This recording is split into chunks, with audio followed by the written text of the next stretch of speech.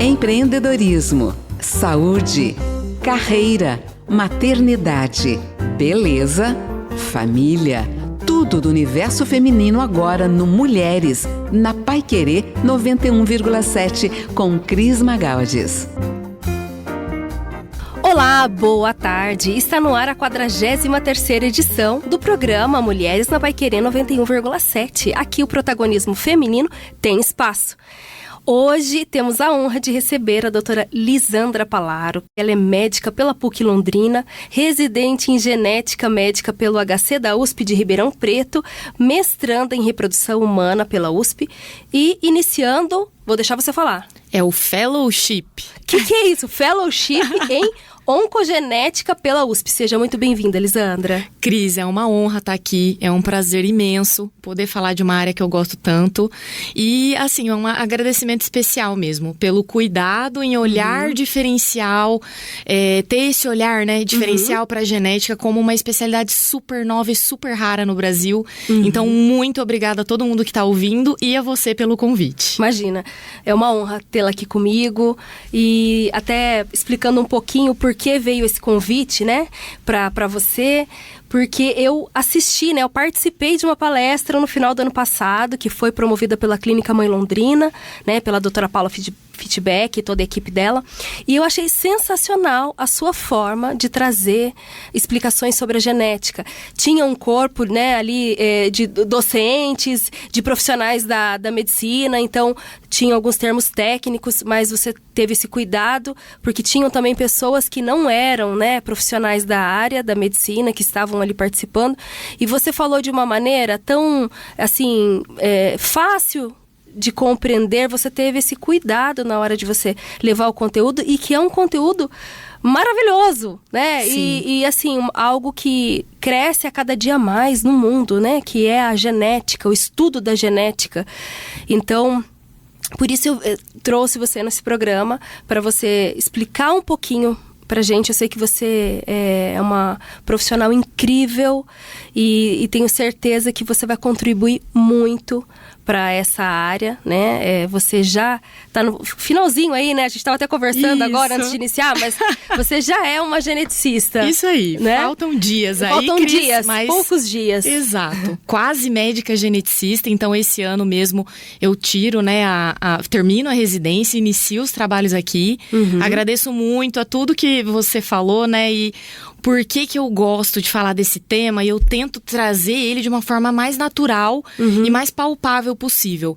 Porque já é muito difícil a gente entender algo que a gente não visualiza. Sim, sim. E a gente não consegue enxergar o nosso DNA. Então, quando eu tô olhando pra crise, eu tô olhando pra um ser humano complexo demais. Mas lá a base desse ser humano é o DNA, é o material genético. Então, a gente precisa trazer de uma forma acessível para que todo mundo entenda a importância dele. E a genética, ela tem avançado tanto, né, na medicina, e ela está trazendo muita prevenção, porque o estudo a gente consegue prevenir, né, vou falar de uma maneira para as pessoas compreenderem, mas o estudo ele está cada vez mais avançado e possibilita, né, a gente estudar de forma ampla essa pessoa, para que a gente possa se antecipar, né? Isso. Seria isso, né? Isso. Se você vai me corrigindo. Nós vamos porque entrar a gente em vários tem casos. Predisposição, né? A nossa genética tem predisposição de algumas doenças. Isso. E a genética estuda justamente isso para que a gente possa ter mais saúde. Atuar preventivamente em vários momentos, tá, Cris? Que legal, gente. E você que ligou o rádio agora e tá começando a ouvir nosso programa, você não desliga. Fica aqui sintonizado que você vai ouvir essa doutora fantástica, que é a doutora Lisandra, uma mulher muito inteligente. E ela vai poder compartilhar um pouquinho do conhecimento dela com a gente hoje. E algo tão rico que é o estudo da genética, né? E fala um pouquinho melhor pra gente. Essa especialidade hoje, qual que é a importância dela dentro da medicina? De que forma? A gente tá falando de uma forma assim geral, né? Como ela pode ajudar nessa descoberta e essa prevenção? Cris, eu falo que assim, a genética, o médico geneticista, ele entra em todas as especialidades que existem. Desde especialidades cirúrgicas, especialidades clínicas, dermatologia, oftalmologia, otorrino. Em vários segmentos eu tenho o papel da genética ali.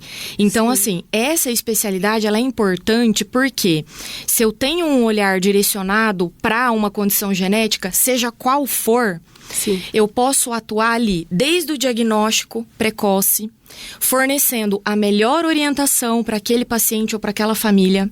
Eu posso atuar fazendo um manejo específico ou personalizado para ele. Que, como assim? Um tratamento personalizado.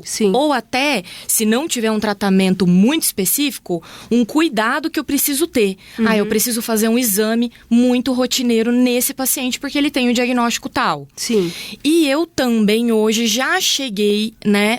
A tecnologia já chegou permitindo exames genéticos embrionários, que nós vamos falar daqui a pouco, que é um tema que a gente tem um super interesse, né?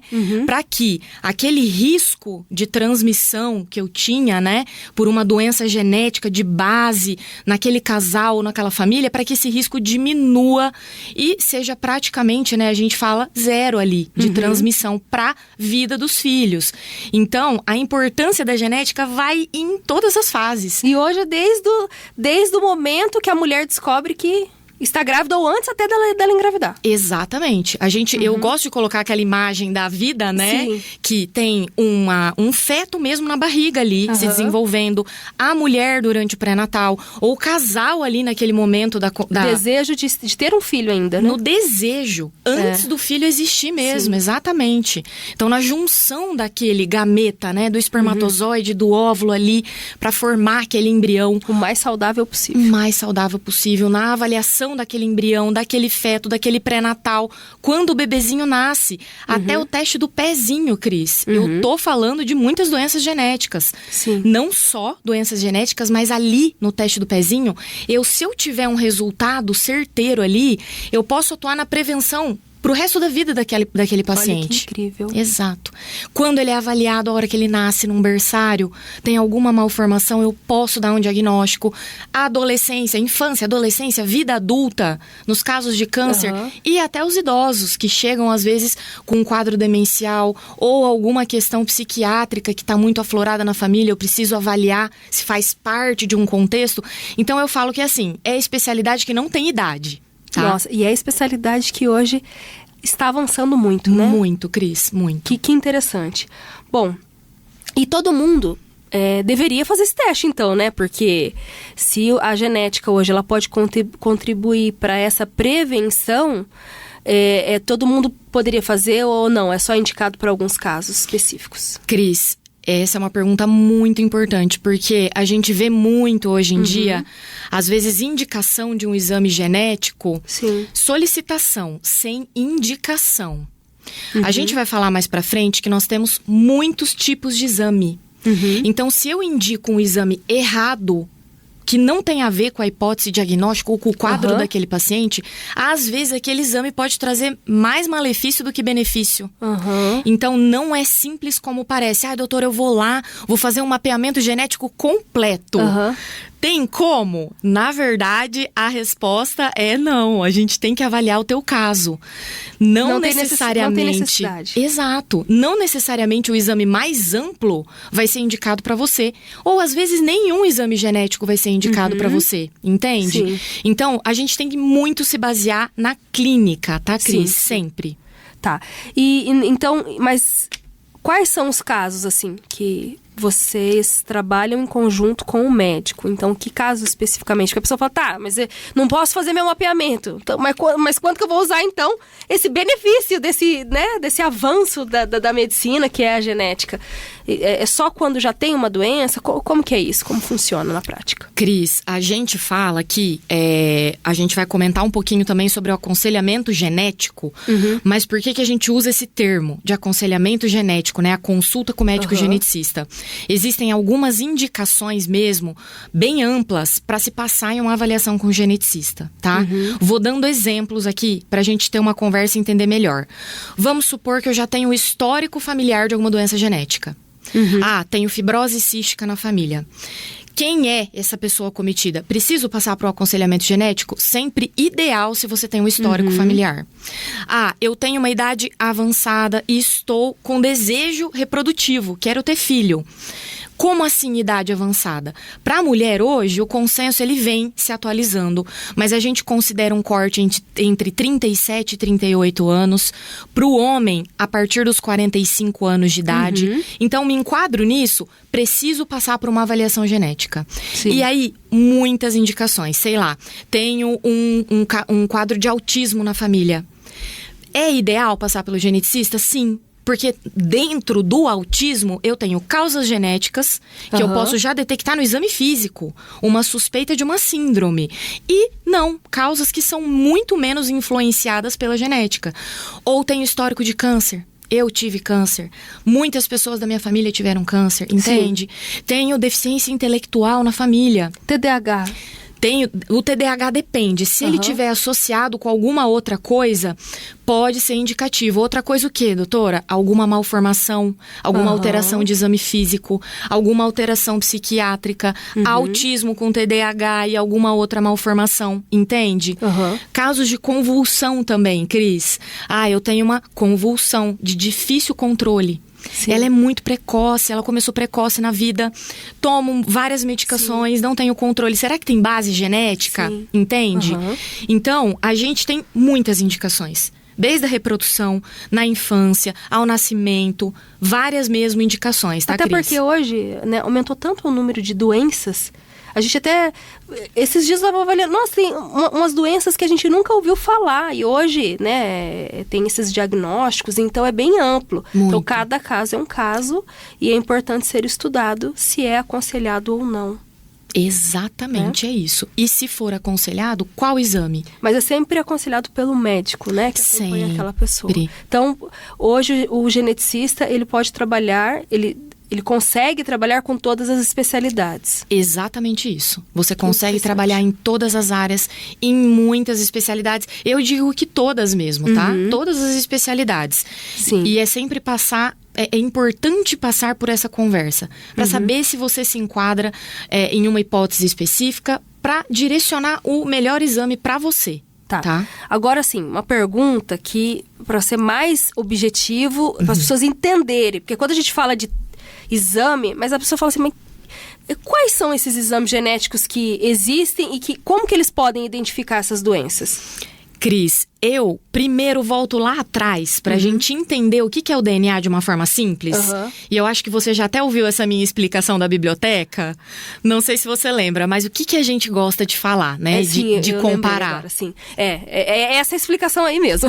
Ela que eu acho que é importante pra todo mundo ficar claro para as pessoas, né? Exatamente. Então, a gente compara, né, de uma forma clara, o nosso DNA como uma grande biblioteca. Então, pensa lá que você tá entrando em uma biblioteca, você tem as estantes de livros, tá? Sim.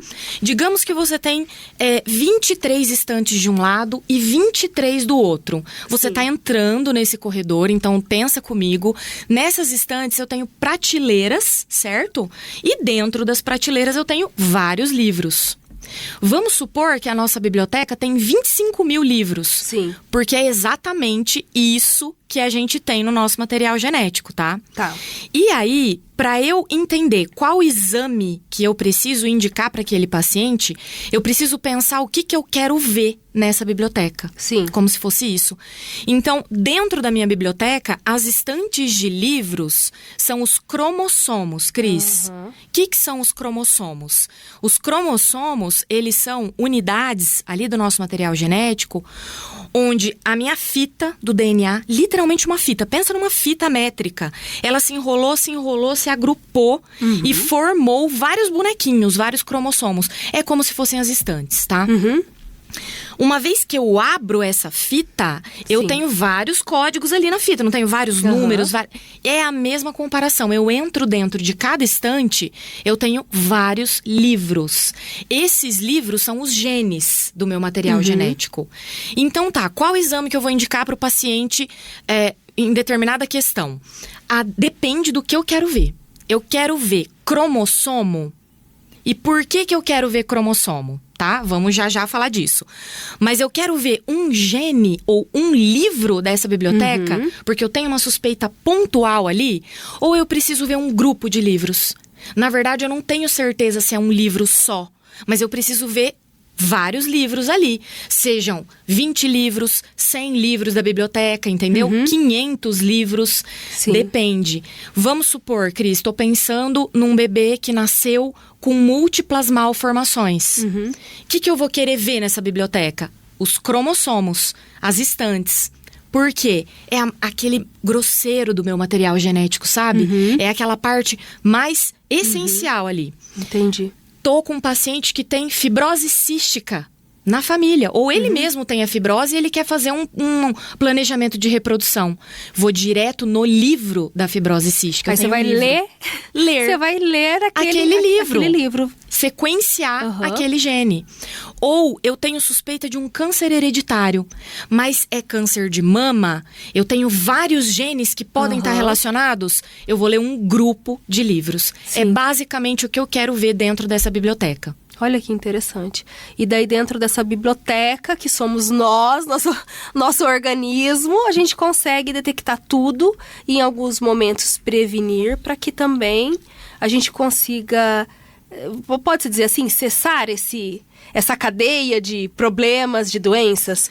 Em alguns casos, sim, né? Em alguns casos, sim, tá, Cris? Hoje a gente fala que, assim, a gente tem algumas doenças com terapia gênica, que é uma das partes da terapia gênica, pode ser a edição ali do material genético. A gente tem várias vertentes, tá? E a gente consegue fazer esse tratamento de prevenção. Mas, exato, se eu tenho um diagnóstico de uma síndrome de predisposição a câncer, Cris, eu posso lançar mão de uma estratégia personalizada para você. Com exames de imagem ou até cirurgias para reduzir o risco de você ter câncer. Ou tenho desejo de ter filhos e eu tenho uma mutação em um livro da minha biblioteca, ou seja, um gene. Eu posso fazer um teste genético no embrião para que ele não tenha a mutação? Sim, hoje sim. Olha que legal, gente. Olha que incrível esse bate-papo. A gente precisa ir para um breve intervalo e na volta mais assuntos sobre genética. Fica aqui ligado no Mulheres na Paiquerê 91,7. Aqui o protagonismo feminino tem espaço. Paiquerê 91,7. Estamos de volta no Mulheres na Paiquerê 91,7. Eu, Cris Magaldes, estou recebendo hoje a doutora Lisandra Palaro, que é médica geneticista, faz parte da clínica Mãe Londrina, e hoje o nosso bate-papo é sobre como a genética ela pode identificar a predisposição de algumas doenças e tratar, né? Isso com aí, antecedência. Cris. Exatamente. Bom, uma coisa que eu estava me recordando na palestra que eu participei, que você trouxe um assunto bem interessante, que eu acho que é importante as pessoas saberem.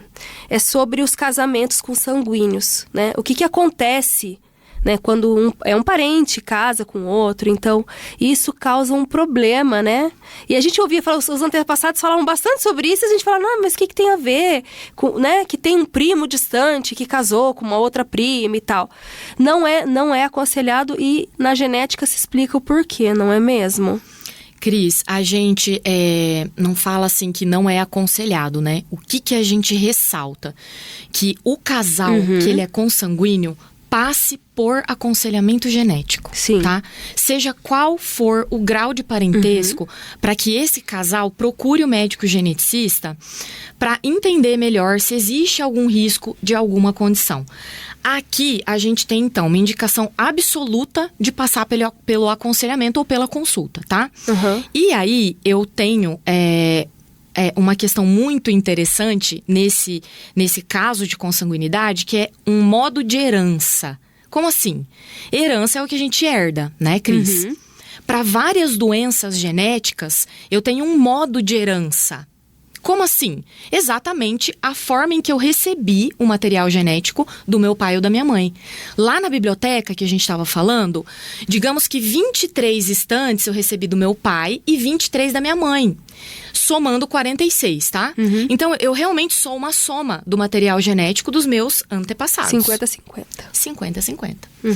E existem algumas condições, Cris, que a gente chama autossômico-recessivas. Eu vou falar de uma forma fácil pra gente entender. Sim.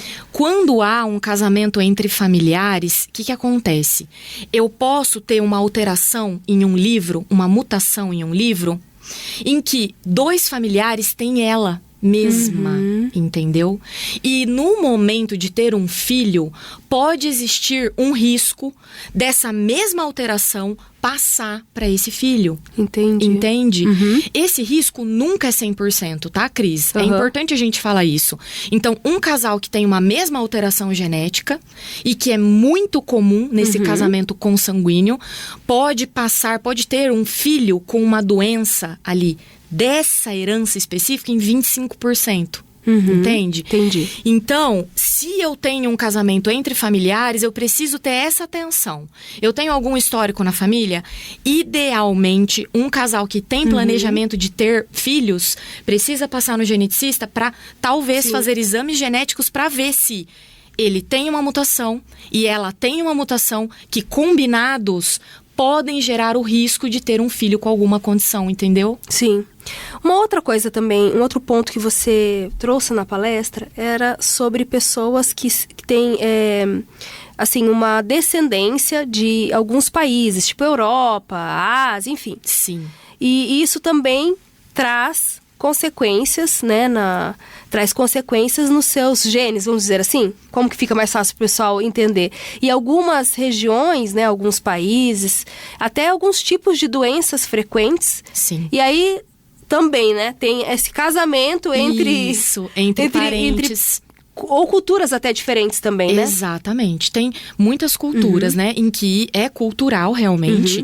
E aí, Cris, tem 2 pontos que a gente precisa falar. Tanto as culturas que têm essa questão do casamento entre os parentes consanguíneos, tá?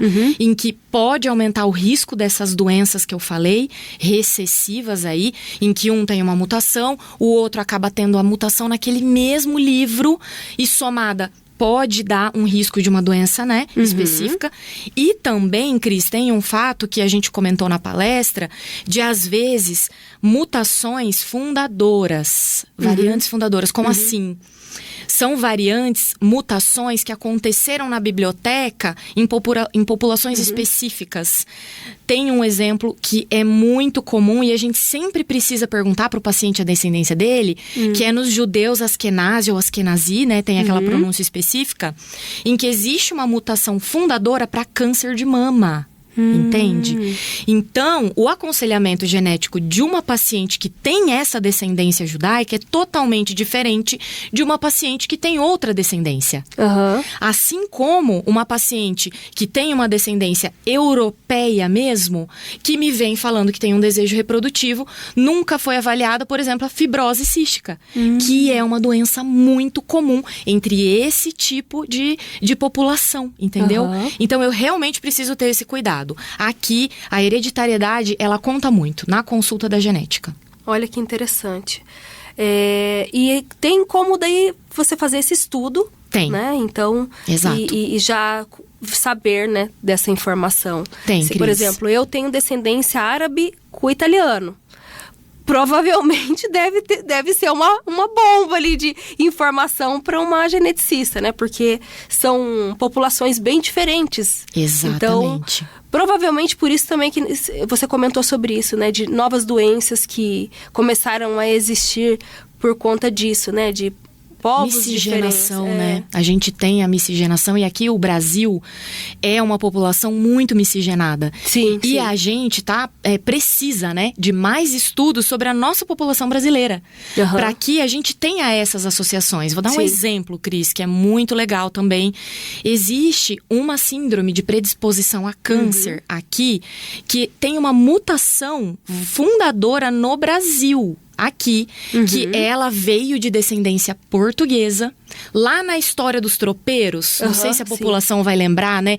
Nos tropeiros que vieram, colonizaram aqui uma região específica do Brasil. Um tropeiro, né? Existe essa teoria de que ele trouxe uma mutação ali, herdada dos portugueses, e aconteceu essa variante fundadora aqui no Brasil. Então, essa síndrome acaba sendo mais comum em algumas regiões do Brasil, entende? Então, realmente, eu preciso ter esse olhar. Só que um lado bom de tudo isso, quando eu passo no médico geneticista, uma coisa que a gente faz quase em todos os casos, eu falo, Cris, não existe consulta com geneticista sem a árvore genealógica ou o heredograma, ou seja, histórico familiar. O teu histórico familiar vai me direcionar muito. Então, se você vem com essa descendência e me fala, tem muita gente com uma doença X, eu posso fazer essa associação. Não sei se você lembra também do caso da Angelina Jolie. Lembro. O que levantou a suspeita? Ela tinha descendência, né, dos judeus. Ela é askenazi, né? E na construção da árvore genealógica dela, conseguiu observar um acontecimento de câncer de mama e ovário. E aí, será que está relacionado com aquela mutação específica da descendência judaica? E ela foi investigada, depois ela se tratou, né? Ela fez a prevenção. E foi muito julgada, né, na época. Na época foi. Mas, enfim, uma dúvida, porque eu tenho certeza que tem muita gente ouvindo que tá pensando nisso.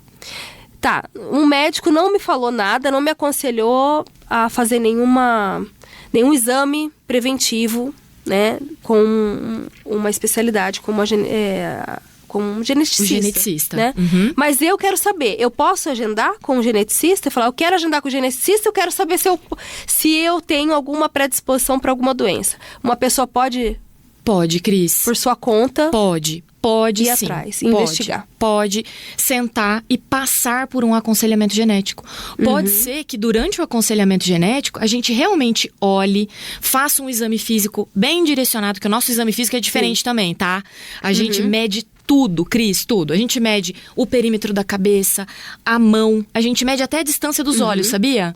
Distância dos olhos, distância da boca, é bem complexo. Sim. E aí pode ser que eu precise solicitar um exame genético por alguma suspeita. E pode ser que não. Pode ser que eu tenha um indivíduo que não tem nenhum histórico familiar, que não tenha nada de alarmante na história pessoal dele, e ele pode seguir tranquilamente. Mas sim, qualquer pessoa pode e deve procurar o aconselhamento genético para tirar as dúvidas. Doenças que estão bastante sendo faladas, né, ultimamente, assim, que é o Alzheimer, o câncer, nem se fala, né? Aumentou demais vários tipos de câncer. Mas essas doenças que a gente tem ouvido bastante sobre esquizofrenia, Alzheimer, até doenças gastrointestinais, que tem muita gente desenvolvendo também, né? Como autismo também, autismo, né? Essa doença de Crohn, né? Essas doenças também tem como descobrir também? Fazer um exame ou não? Cris, a gente sempre precisa olhar para aquela doença e avaliar se ela é isolada ou se ela vem acompanhada de qualquer outro sinal ou sintoma, tá? Então, essa resposta não é simples. Então, primeiro eu preciso avaliar se aquela doença está ligada com alguma coisa. Se já tiver alguma malformação maior, uma alteração cardíaca junto com uma alteração psiquiátrica. Eu tenho até hipóteses específicas para doenças genéticas que podem causar. Só que quando eu falo de alterações isoladas, vamos supor, a depressão isolada, tá bom? A ansiedade isolada, o autismo isolado, sem nenhum outro sinal ou sintoma, tá? A gente tem o que a gente fala de herança complexa. E o nome já fala, é complexo mesmo. Por quê? A genética ainda não descobriu tudo, sabe? A gente sabe que são muitos fatores que influenciam para aquela doença acontecer. Como assim? Eu tenho desde fator ambiental mesmo, como exposição à tela mesmo, que vem sendo falado muito, né? Até questão educacional, até questão de criação mesmo, estilo de vida também, estilo de vida. Obesidade, o sedentarismo, exposição a cigarro, alimentação, agentes externos, radiação, dependendo do que eu estiver falando, entendeu? Então, nessas doenças que têm origem complexa, a genética tem uma parte, tá? Mas às vezes, pontuar qual a influência da genética nesse caso isolado, se torna um pouco mais difícil, entendeu? Entendi. E doenças autoimunes, como lúpus, né, que tem artrite reumatoide, reumatismo, esses tipos de coisa genética também consegue atuar?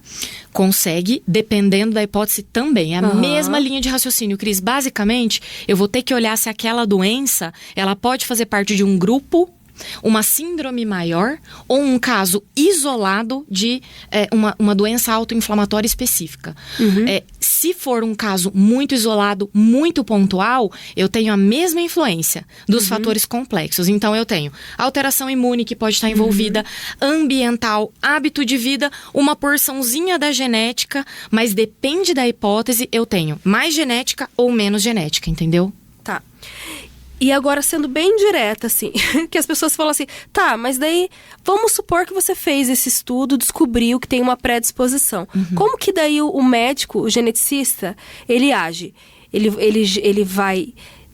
dá esse diagnóstico? Sim, tem uma predisposição. E daí, o que a pessoa faz com essa informação?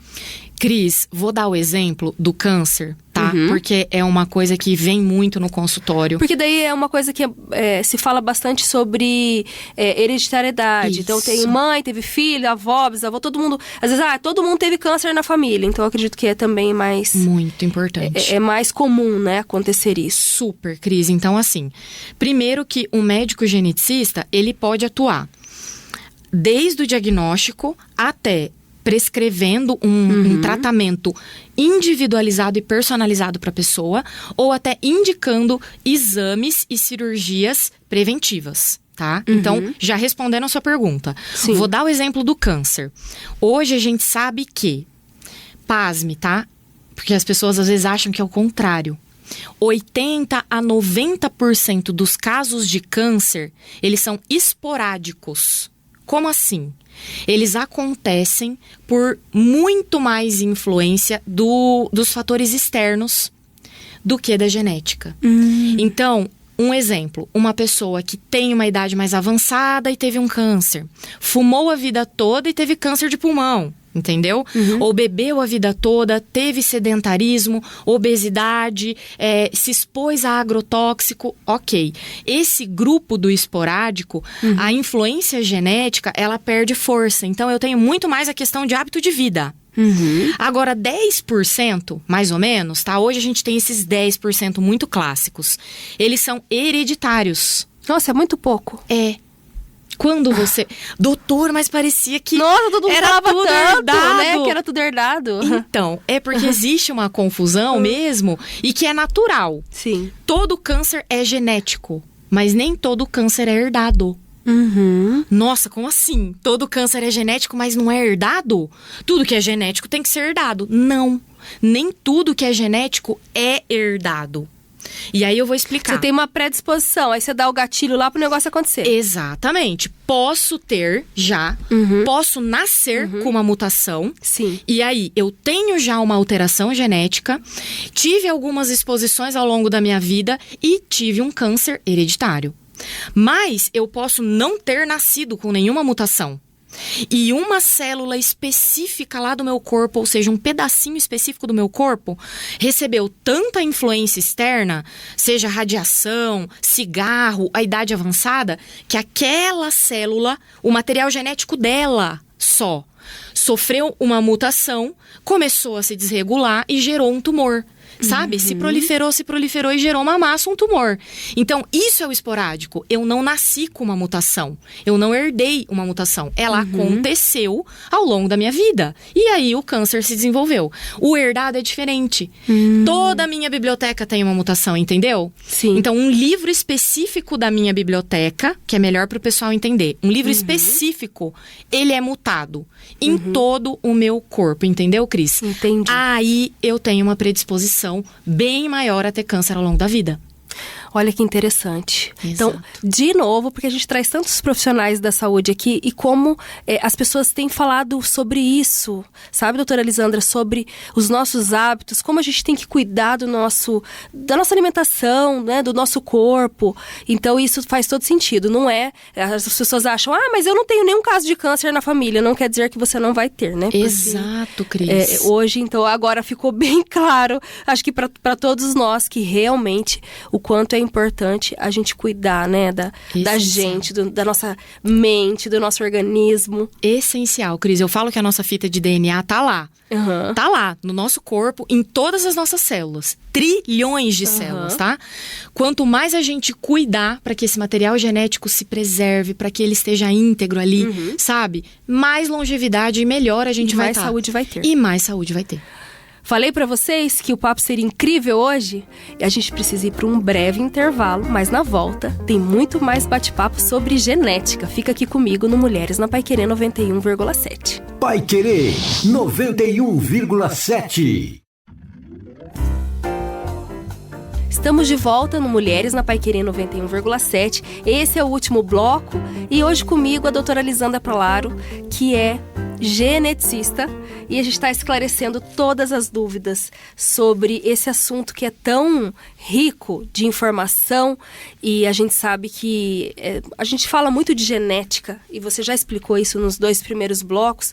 Trouxe tantas informações ricas, né, valiosas pra gente que não entende muito do assunto, né? Porque é diferente quando é médico, de médico para médico, falar de genética é tranquilo, mas para falar para pessoas como a gente, que não entende muito do assunto, né, da área da medicina, a gente está tentando trazer de uma forma leve, né, usando termos mais simples. Isso, a gente Cris. sabe que não é do jeito que você fala lá, né, no teu consultório. Não, mas os pacientes, que são coisas mais, realmente, termos mais complexos, né? A gente está tentando deixar de uma forma que todo mundo compreenda. Bom, falamos de tantas coisas, né, nesses 2 primeiros blocos, mas eu queria entrar bastante nesse assunto sobre maternidade. Por quê? Nosso programa é um programa 100% feminino, apesar de ter muitos homens, né, que nos escutam. Mas eu vejo o quão importante ter acompanhado o seu trabalho de perto e da doutora Paula Fittbeck, o quanto vocês têm utilizado a genética hoje na reprodução humana. Então, eu queria que você explicasse um pouquinho, né, principalmente para as mulheres que estão já próximos da menopausa, e tem essa preocupação, mas como é que eu vou ser mãe? Eu já estou, porque as mulheres estão realmente se tornando mães cada vez mais tarde, porque a vida realmente se tornou difícil para você se tornar mãe muito jovem. Sim. Você quer se realizar profissionalmente, depois pessoalmente, e se realizar pessoalmente faz parte da maternidade, né? Toda mulher, grande parte pelo menos, tem desejo de ser mãe. E a genética tem colaborado nisso. Queria que você explicasse um pouquinho, desde esse momento que a mulher está entrando na menopausa, o que ela pode fazer para usar a genética a seu favor? Cris, a gente hoje, né, tem um fato que a gente ainda não consegue mudar, né, que é a idade ovular, ou seja, a idade dos óvulos da mulher. É uma coisa curiosa porque nós, como mulheres, nós nascemos com todos os óvulos que nós teremos ao longo da vida. Sim. Então, a gente só perde os óvulos, né? E à medida em que a gente avança na nossa idade, os nossos óvulos também nos acompanham, tá? Então, eu tenho uma indicação, né? Até de alguns exames específicos, genéticos, quando eu tenho uma idade materna avançada, tá? Utiliza-se esse termo hoje. Eu não gosto muito de falar idade materna avançada, porque assim, a gente, é o que você falou, a nossa vida tem tantas facetas, né? Tantas coisas acontecendo, e às vezes você tem o desejo reprodutivo em uma idade ali perto dos 35, após os 35 ou mais próximo da menopausa, por questões da sua vida pessoal. Sim. Tá? Hoje, a genética e a reprodução humana, elas vieram para auxiliar nesse sonho, nesse desejo, né? Então, o que acontece? Como eu citei ali, a mulher, ela nasce com a quantidade de óvulos que ela vai ter ao longo da vida. À medida que os anos passam, esses óvulos também vão envelhecendo com a mulher, digamos assim, tá? Sim. De uma forma pra gente entender bem. E aí, o óvulo contém metade daquela biblioteca lá, que a gente falou, lembra? Sim. Então, aquela metade da biblioteca vai se juntar com metade da biblioteca do espermatozoide, do parceiro, tá certo? Seja o parceiro ou seja por doação também, que hoje a gente tem doação de espermatozoide, doação de óvulo, tá? Doação de gameta, enfim. E daquela união vai surgir o embrião. Tá bom? Então, o que acontece? Se eu tenho um óvulo que ele já tem uma idade avançada, digamos assim, esse óvulo tá mais suscetível a alterações ao longo da vida, digamos assim, alterações genéticas mesmo, tá?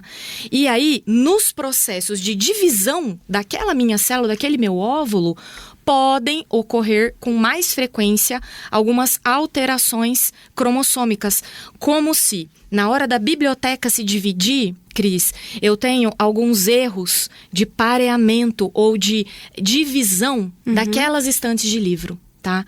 E aí eu posso ter um risco maior de ter um embriãozinho com uma alteração nas estantes de livro. Ou seja, nos cromossomos, entende? E a predisposição para algumas doenças. E a predisposição para ter, né, bebês ou filhos que desenvolvam alguma síndrome, tá?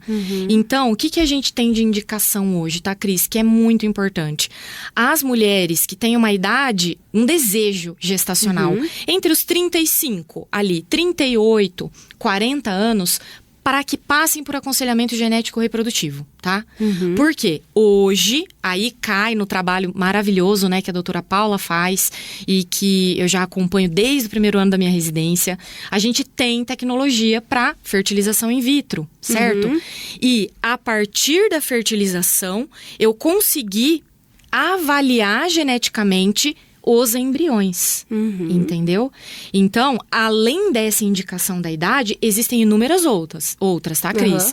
A gente fala nessa questão porque é uma das que mais chegam no consultório, tá? Sim. A gente fala só da idade materna, mas tem a idade paterna. Sim, sim. Né? A gente também tem a idade paterna, a partir dos 45 anos se torna mais evidente, tá, Cris? E hoje tem saído muito estudo mesmo, muita coisa da avaliação do DNA do espermatozoide. Não só do óvulo, tá? Sim, porque os dois, né, são super importantes, Exatamente, é 50-50 da minha biblioteca. Sim. Então, a idade do casal é um fator super importante para uma avaliação genética reprodutiva, entendeu? Que incrível esse trabalho que vocês estão fazendo, né? Você, a doutora Paula, a doutora Emiliane, toda a equipe. Doutora Arnold também, que é maravilhoso. Justamente vendo todos esses pontos para que... na verdade, a mulher realize o sonho dela de ser mãe, Exato. Né? Mas que esse sonho seja com tranquilidade. Né? Hoje a gente está ouvindo também esse processo da mulher ali nos 35 identificar, fazer esse teste genético, que em alguns casos é feito até o congelamento dos ovos, porque ela não quer também ter filho com 35. Exato, né? Cris. Ela quer ser mãe mais tarde. Tipo, eu não quero, não é o momento. Mas para ela ter tranquilidade mais para frente de ser mãe, fazer esse congelamento. Olha que incrível esse trabalho, né? É um trabalho em parceria. Cada vez mais a prevenção, a informação, para que no futuro, né? Porque a gente não tinha essa informação. Tudo evoluiu muito rápido. Muito rápido. Imagina, eu tive os meus filhos e eu nem escutava isso, né? Graças a Deus deu tudo bem, mas né, deu tudo certo. Mas como a gente tem hoje a medicina e várias ferramentas ao nosso favor para que a gente possa passar por todas as fases da vida com mais tranquilidade. A medicina e principalmente a genética tem proporcionado isso, não é mesmo? Com certeza, Cris. E uma coisa também que... Lógico, a gente está falando de reprodução e não tem como eu não te perguntar isso, porque é uma dúvida de muitas mães, né? Que falam sobre ser mãe, né, numa idade avançada. E tem muita gente que acontece mesmo e acaba ficando grávida sem precisar fazer tratamento. Sim. Mas eu acredito que a maior preocupação dessas mães é de que forma elas podem... O que elas conseguem também, com o exame genético, descobrir e prevenir algumas doenças. Porque é possível também, né? Cris, sempre cai naquilo, né? Depende. Já quando está grávida, eu digo, tá? Já quando está grávida. Já quando está grávida. Certo. Tem como fazer esse exame? Tem, Cris. Assim, quando tá grávida, a gente tem 3 tipos de exame. Só para o pessoal entender. Tá. A gente tem testes, né? Pré-concepção, tá certo? Antes de eu realmente desejar gestar. Tá? Eu e o meu parceiro não estamos grávidos, né? Digamos, não estou gestante e eu quero ver se eu tenho indicação de algum exame pré-concepcional. É um caso. Tá. Eu tenho os exames pré-implantacionais, que é esse o caso da avaliação do embriãozinho. Então, congelei meus óvulos, ou meu parceiro congelou espermatozoide, ou tive óvulos doados, ou gametas de uma forma geral, tá? Doados. Sim. E quero avaliar o embrião. Ótimo, temos isso também. E nós temos os testes pós-natais, pós-concepcionais, digamos assim. Já estou grávida. Sim, já estou grávida. Doutora, estou grávida. Tenho uma idade avançada, certo? Ou já tive 2 abortos. Eu tive falhas na FIV, mas acabei engravidando natural. Eu posso fazer algum exame genético estando grávida? Sim. Depende da idade gestacional também, tá, Cris? Hoje, tem exames que a gente chama não invasivos, que eu até falei lá na aula, e a gente consegue, a partir de uma idade gestacional, tipo assim, 10 semanas, tá? Sim. A partir da 10ª semana, já pegar o DNA fetal do feto circulante no sangue materno. Olha que interessante. E mandar para análise para ver se existe alguma probabilidade de ter uma alteração cromossômica naquele bebezinho, tá? Sim. Um exemplo, a síndrome de Down. É uma das doenças que é muito bem detectada por esses exames que são não invasivos, tá, Cris? Uma vez que deu uma chance desse meu bebê ter uma doença genética, posso coletar exame do líquido mesmo da barriga para confirmar. Sim. Entende? Então, existem inúmeras indicações, tá, Cris? E realmente eu posso fazer em várias etapas do planejamento reprodutivo. Olha que incrível. Bom, agora, e voltando para um assunto que você deu lá no primeiro bloco, você falou um pouquinho sobre a questão do câncer. E eu sei que é uma dúvida de muita gente, porque a gente escuta muito falar sobre o câncer, né? E se a gente consegue detectar através do teste genético, a gente consegue detectar todos os tipos de câncer? E se a gente vai desenvolver em algum momento da nossa vida? Se a gente tem como fazer isso para prevenir? Cris, o exame genético hoje, eu tenho indicação para aqueles pacientes que caem lá naqueles 10% que eu falei, sabe? Sim. Então, sabe aquela síndrome de predisposição hereditária ao câncer? É isso que o exame genético vai buscar. Tá? Sim. Quando que eu tenho que pensar em fazer um exame nesse paciente? Bem objetivo. Porque aí você fala assim, doutora, eu tô com câncer, então eu vou fazer, né? O exame genético, tenho que fazer. Depende muito. Para eu pensar numa síndrome de predisposição a câncer, Cris, que eu nasci com uma mutação que me predispõe a ter. Um livro da minha biblioteca está alterado. E eu posso ter câncer, um risco muito maior do que a população geral. Quando eu tenho um câncer em idade precoce. O que idade mais ou menos é um corte para nós? Para mama, era 50 anos. Já está mudando para abaixo de 65. Olha isso. Então, conforme a tecnologia vai avançando, a gente está tendo estudos mostrando que toda mulher que teve um câncer abaixo de 65 anos deve fazer um exame genético? Na literatura, a gente está tendo essa indicação. A gente tem os 50 anos com muita certeza hoje, tá? Vamos supor também, Cris, que eu tive mais de um câncer ao longo da vida. Eu preciso avaliar se o meu material genético tem uma mutação.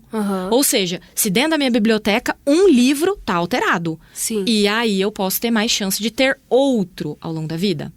Ou eu tive um câncer muito raro, um câncer muito específico. Um câncer muito específico, Cris, que indica avaliação genética independente da idade, tá? Ovário. Nossa. Ovário.